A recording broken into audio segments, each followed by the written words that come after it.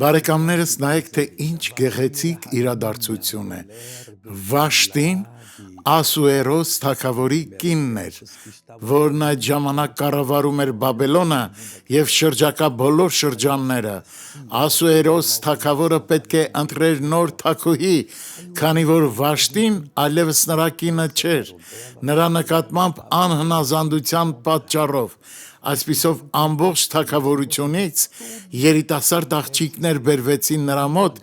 և նա միայն մեկին ընտրեց որպես թագուհի՝ Եսթերին։ Եսթերը օրհնություն էր։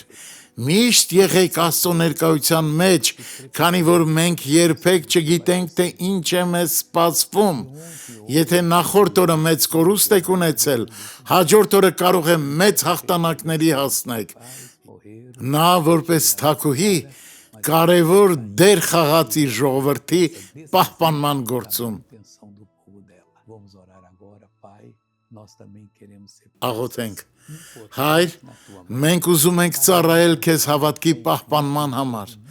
Դևերը, ովքեր օգտագործում են չար, մեղավոր մարդկանց և գործում են քո խոսքի դեմ, բայց մենք հիմա աղոթում ենք, որ նրանք դարձի գան։ Տեր իմ, քանի դեռ մենք քեզ հետ ենք, մենք պատրաստ ենք հաղթահարել ամեն դժվարություն և փառաբանել քո անունը։ Այս մարդու մեջ եղած յուրաքանչյուր չարիքին հեռացիր Հիսուսի անունով։